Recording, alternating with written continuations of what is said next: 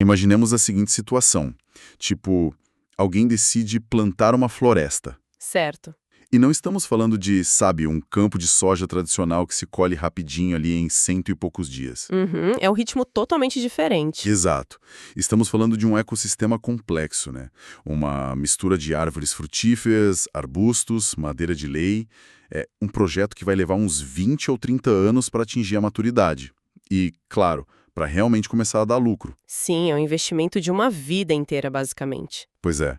Só que o problema, e aqui entra aquela tensão dramática da vida real, é que a posse dessa terra onde as raízes estão crescendo pode simplesmente ser perdida no ano que vem. Nossa, sim. É a dura realidade de muita gente. O terreno pode ser engolido por um ciclo de especulação imobiliária. Ou as regras de acesso podem mudar de um dia para o outro. E aí a grande pergunta é, como a economia resolve isso? Como a gente convence um agricultor a investir no futuro quando o chão do presente é, tipo, um imenso ponto de interrogação? Olha, o que temos aí é um conflito brutal de ritmos, sabe? É o abismo entre o tempo geológico, aquele tempo vagaroso da natureza, e o tempo frenético, quase histérico, das pressões de mercado por retornos rápidos. Exatamente. E é para tentar cruzar esse abismo que a nossa análise de hoje entra em cena. Uhum. A missão deste nosso mergulho profundo é desvendar um artigo absolutamente fascinante. É um texto do pesquisador Tiago Santos da Silva. E é um texto bem denso, né? Muito denso. Por isso, para quem nos acompanha hoje, o objetivo é pegar essa densidade acadêmica toda e traduzir de forma bem didática. Nós vamos explicar o artigo passo a passo, Com certeza. vamos evidenciar suas partes principais e tornar totalmente compreensível esse modelo conceitual inovador que ele propõe. É um trabalho que amarra três mundos que, olha, raramente eles sentam na mesma mesa para conversar. É verdade. A geografia econômica, a governança da terra e os sistemas agroflorestais. Três universos diferentes. Totalmente. E a grande sacada teórica desse texto é nos obrigar a parar de olhar para a terra apenas como um fator matemático de produção. Ou, sabe, como um ativo financeiro que a gente compra na baixa e vende na alta. Um mero pedaço de papel, né? Exato. O argumento central é que a forma invisível como lidamos com as regras de posse pode alterar de forma definitiva o destino e o desenvolvimento de regiões rurais inteiras. Mas para entender a solução genial que o artigo propõe, a gente precisa primeiro entender o problema, certo? Uhum, com certeza. Precisamos olhar para trás, entender a lente pela qual a ciência econômica costumava enxergar o mapa mundial, porque, historicamente, a teoria sempre esteve muito ocupada olhando para um lugar específico e basicamente ignorando solenemente o resto do território. A teoria econômica clássica passou décadas obcecada em responder uma única pergunta. Tipo, por que algumas regiões, normalmente as grandes cidades, ficam incrivelmente ricas, dinâmicas e cheias de inovação, enquanto outras regiões ficam presas no tempo e estagnam? E como eles explicavam isso antigamente? O pensamento dominante tentava explicar isso de forma muito mecânica. Tem a teoria da nova geografia econômica, né, muito associada ao Paul Krugman. Eles argumentavam que a produção e as empresas começam a se concentrar em certas áreas geográficas simplesmente para cortar gastos básicos. Custos de transporte, esse tipo de coisa. Exato. Custos de frete, logística e para aproveitar o que chamamos de economias de escala. Tipo, se uma fábrica produz em volume massivo, ela prefere estar fisicamente do lado dos seus fornecedores e, claro, do seu maior mercado consumidor. Para não gastar fortunas rodando com caminhão de lá para cá. Isso. E isso atrai mais fábricas que atraem mais trabalhadores, gerando aquele efeito bola de neve. Faz sentido. Uma bola de neve puramente baseada em baratear a logística.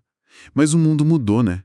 O transporte ficou mais barato, a internet surgiu e mesmo assim a concentração nas grandes metrópoles continuou. Pois é, foi aí que os economistas perceberam que havia algo além do frete. Pesquisadores como Duranton e Pulga descobriram as chamadas economias de aglomeração. Que seria o que exatamente? Esse foi o grande salto, sabe? A economia percebeu que as empresas se amontoam num polo industrial ou num centro tecnológico não apenas para economizar dinheiro, mas para compartilhar algo muito mais valioso, talentos e ideias. Ah, O aprendizado. Isso é a necessidade visceral de estar num ambiente onde o aprendizado flui. Quando muitos profissionais do mesmo setor estão espremidos na mesma cidade, o conhecimento, vaza para fora das empresas. O famoso encontro no bebedouro do escritório, né? Ou na cafeteria da esquina. Exato. Onde ideias são trocadas informalmente. E tem uma outra linha, a Geografia Econômica Evolucionária, de autores como Boschman e Martin, que leva isso ainda mais longe. Eles argumentam que uma região não se torna inovadora da noite para o dia. Tem uma história por trás. Existe uma dependência de trajetória. Ou seja, a inovação é sempre filha da história local. Um polo constrói capacidades ao longo de décadas, e as novas invenções surgem da recombinação dessas ideias antigas. Mas a teoria diz que, para essa mágica colaborativa funcionar, as pessoas precisam estar próximas, certo? Precisam. Eles exigem o que chamam de proximidade. E o detalhe crucial, não basta estar fisicamente no mesmo código postal. É preciso ter proximidade social e cognitiva. Ok. Vamos desempacotar isso. Proximidade cognitiva seria basicamente duas pessoas falarem a mesma língua técnica, tipo dois engenheiros de software, que mesmo trabalhando em empresas rivais, entendem rapidamente os problemas um do outro quando conversam num bar. Perfeito. É exatamente isso. É ter rotinas de pensamento parecidas, bases de conhecimento compartilhadas. Sem essa ponte cognitiva, não importa se as pessoas moram na mesma rua. A transferência de conhecimento inovador simplesmente não acontece. Caramba! E aqui é que a história fica realmente interessante. Porque é onde o artigo de hoje levanta a mão e aponta para uma lacuna, assim, do tamanho de um continente nessa teoria toda. Uma miopia gigantesca. Gigantesca. Toda essa literatura robusta sobre inovação, trocas no bebedouro, aglomeração, tudo isso é inteiramente focado no urbano e no industrial. O mundo rural foi largado no escuro. Completamente ignorado. É como se a geografia econômica estivesse olhando para uma foto de satélite de um país à noite. Sabe aquela imagem clássica? Eles estudam intensamente os pontos brilhantes, que são as cidades iluminadas, e ignoram a imensidão escura ao redor. Nossa, excelente analogia. A lente estava míope. A teoria tratava o espaço rural como um palco vazio e neutro, tipo um mero depósito de recursos naturais esperando para serem sugados para as cidades. Exato. A complexidade social de quem vive e produz nesse espaço raramente era considerado um motor de inovação. O que levanta uma dúvida formidável para quem está nos escutando. Se a regra de ouro da economia moderna é que a inovação depende de vizinhos trocando ideias no corredor, como esse aprendizado coletivo acontece no meio rural? Pois é. Onde as distâncias são enormes. Não existem arranha-céus cheios de cafeterias orgânicas para o pessoal se esbarrar. No campo, o principal ativo, a coisa mais valiosa, é, literalmente, o chão. E é exatamente por isso que precisamos olhar para as instituições que governam esse chão. Esse abismo geográfico explica a falha monumental das antigas teorias em entender o desenvolvimento rural. Porque eles não olhavam para a base. Não olhavam. Para inovar no mundo rural, a dinâmica não começa pela densidade populacional, mas pelo acesso seguro a essa terra. Sem entender as engrenagens invisíveis que dizem quem pode plantar onde e por quanto tempo, qualquer teoria desmorona. E isso nos puxa diretamente para a segunda peça desse quebra-cabeça, a governança da terra. Isso. A economia institucional, com nomes fortes como Douglas Norris, foca muito nisso. As instituições são as famosas regras do jogo. Os acordos que criam ordem. A função fundamental de uma instituição é reduzir a incerteza da vida humana. Pensemos no ambiente agrícola de regiões historicamente desiguais. Se o título de uma terra é confuso ou se o sistema facilita a expulsão de camponeses, a incerteza é insuportável. O que nos leva de volta à nossa floresta de 30 anos lá da introdução. Ninguém vai investir suor e dinheiro numa cultura que demora décadas para crescer se o terreno é um campo minado de instabilidade. Impossível. O agricultor vai agir em legítima defesa. Ele vai escolher a cultura mais rápida. Exato. Muitas vezes a mais predatória para o solo. Arrancar o lucro em 3 meses e se preparar para o pior. Então, para mudar a economia, a posse precisa de um escudo institucional. Um escudo que proteja de verdade. Sim. E durante muito tempo, acreditou-se que só havia dois escudos possíveis. Ou o Estado toma conta de tudo de forma rígida, ou a terra é totalmente privada e regulada só pelo mercado. Mas o artigo traz uma terceira via, né? Traz, baseado muito nas ideias de Elinor Ostrom. O texto foca na governança coletiva. É a ideia de que recursos comuns podem ser geridos pelas próprias comunidades com alta eficiência. O que materializa um conceito muito engenhoso que o texto aborda, os chamados Land Trusts, ou essas estruturas de governança coletiva da terra.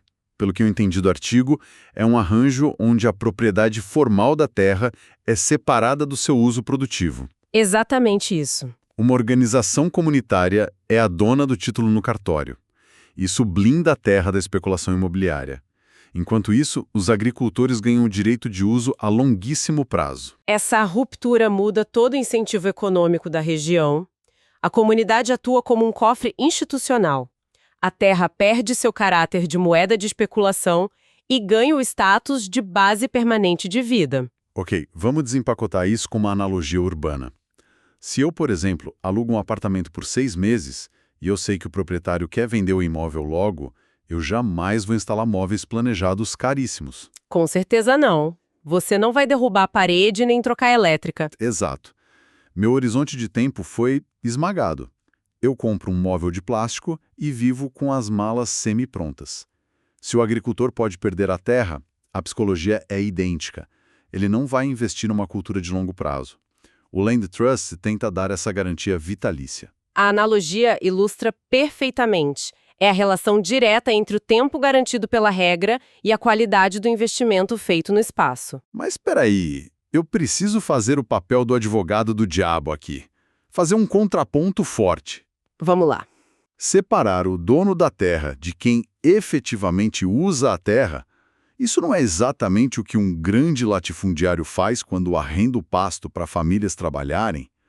Qual é a diferença prática, no chão de terra, desse arranjo coletivo para o velho e cruel arrendamento rural? Olha, a confusão é muito natural porque a mecânica superficial se parece, mas os motores invisíveis são diametralmente opostos. Como assim? O latifundiário tradicional age puramente sobre a lógica da extração de renda. O objetivo dele é apertar o produtor para extrair o máximo de dinheiro no menor tempo. Já a organização comunitária age sobre a lógica da resiliência. Ah, entendi. O objetivo do Land Trust não é extrair aluguel do produtor. O foco não é o lucro da organização que segura o papel, mas sim criar um escudo institucional contra a lógica especulativa. É fornecer estabilidade para que o agricultor lá na ponta consiga assumir o risco de plantar algo mais complexo. O que nos leva diretamente para a próxima grande seção do artigo. Porque, beleza, agora a comunidade garantiu a terra e garantiu o tempo através dessa governança coletiva. A pergunta que fica é o que eles devem fazer com essa terra.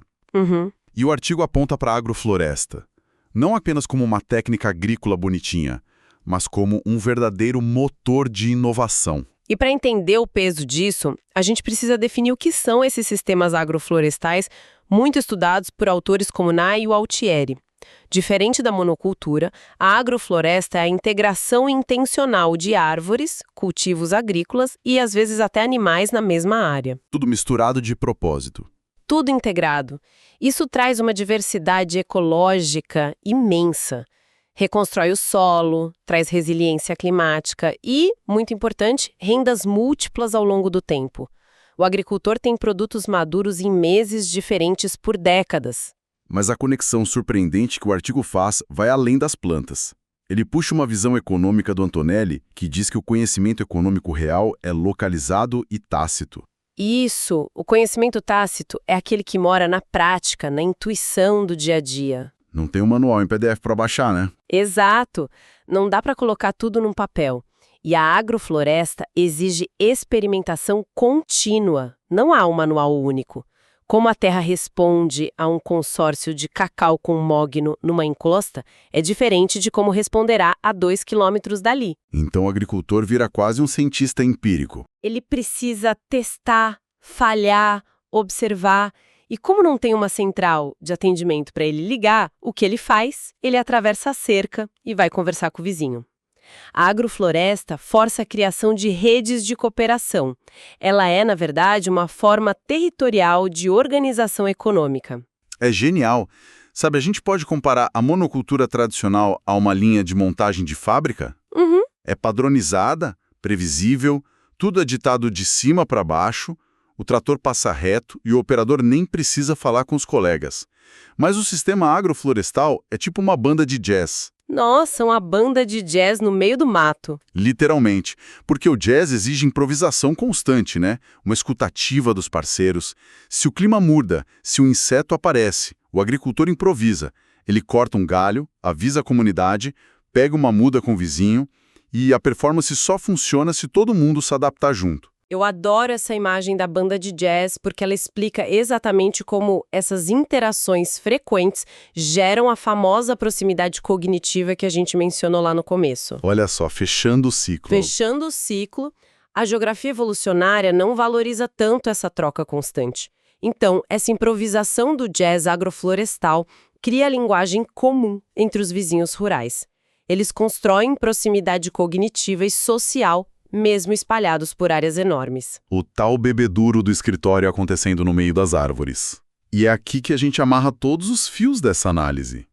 Como a governança da terra, que é o nosso escudo, e a agrofloresta, que é a nossa banda de jazz, se unem num modelo conceitual para mudar o destino de uma região inteira. O autor do artigo apresenta um fluxograma no final do texto que resume isso perfeitamente. Vamos traduzir esse esquema visual para o áudio, para quem nos escuta. Vamos lá, passo a passo. Qual é o primeiro dominó a cair? O primeiro passo é a governança coletiva da terra. É a base institucional. Ela garante o segundo passo, Que seria? a estabilidade de acesso. A blindagem contra a especulação. Essa segurança de longo prazo é o que permite o terceiro passo, a implementação de sistemas agroflorestais. E aí a mágica acontece. Porque a agrofloresta, por ser tão complexa, gera 3 coisas simultâneas, certo? Exato. Ela gera aprendizado coletivo, fomenta redes territoriais de conhecimento entre os produtores e impulsiona a experimentação produtiva constante. A banda de jazz em alta performance. E tudo isso deságua aonde? Qual é o resultado final desse fluxograma? O resultado final é a inovação territorial e o desenvolvimento regional, mas um desenvolvimento focado na resiliência e na diversificação. O modelo mostra como quebrar aquela dependência de trajetória negativa de regiões marcadas pela pobreza e pela desigualdade fundiária. Então, o que tudo isso significa no final das contas? Se a gente fosse resumir, basicamente, o Land Trust é o hardware. É aquela placa-mãe resistente que protege o sistema. Uhum. A agrofloresta é o software de altíssimo desempenho rodando na máquina. E a rede de vizinhos trocando ideias é a internet que conecta tudo. É uma síntese perfeita do modelo conceitual. Mas claro, eu preciso levantar uma questão crítica aqui. A teoria é linda e faz todo sentido no papel. Mas o artigo reconhece se isso é o suficiente para superar décadas ou até séculos de fragilidade institucional e violência no mundo real. Na teoria. O mapa da mina. Isso. Mas ele deixa claríssimo que o próximo passo crucial para a ciência é realizar pesquisas empíricas. É preciso ir a campo, coletar dados reais e comparar as comunidades que usam arranjos coletivos agroflorestais com aquelas submetidas aos arrendamentos tradicionais e monoculturas. Para ver se os dominós realmente caem daquele jeito na prática. Exatamente. A prova de fogo é no chão, mensurando a melhoria na vida das famílias. O que nos leva ao encerramento e às grandes lições desse nosso mergulho de hoje. Se tem uma tese principal para ressaltar, é que a terra não é apenas um fator de produção ou um ativo imobiliário a ser comercializado num balcão. Longe disso. A forma como governamos a terra é a base institucional que dita tudo. É ela que decide se uma região rural vai estagnar na pobreza ou se vai se tornar um polo dinâmico de inovação rural e resiliência sustentável. É o interruptor principal da economia regional. É muito importante lembrar quem está escutando que a verdadeira inovação não acontece apenas em laboratórios super limpos do Vale do Silício, com telas brilhantes e códigos de programação. Não mesmo. Ela está acontecendo agora, de forma orgânica e coletiva, no solo, quando as regras do jogo são justas e estáveis. E isso me deixa com um pensamento final, uma reflexão bem provocativa que eu queria jogar no ar. Manda! Se separar a propriedade formal do direito de uso pode destravar décadas de inovação, de cooperação e de restauração ecológica no mundo rural. Que outros ativos rígidos da nossa sociedade moderna poderiam ser revolucionados se a gente aplicasse esse exato modelo de governança comunitária? Nossa, isso abre um leque enorme. Pensemos, por exemplo, na habitação nos grandes centros urbanos. Apartamentos vazios servindo só como especulação, enquanto o déficit de moradia explode. Uhum. Ou até mesmo na propriedade intelectual, patentes de remédios bloqueadas por arranjos rígidos. Se o modelo comunitário funciona para a terra rural, será que não é a chave para reinventar a cidade e o conhecimento? É uma pergunta fantástica para se fazer. O modelo conceitual está aí para nos inspirar a repensar muitas coisas. Fica o enigma para quem nos acompanha. Agradeço demais pela companhia mais esta exploração aprofundada de hoje. Foi excelente. Continuemos questionando essas estruturas e as regras do jogo. Até a próxima, pessoal!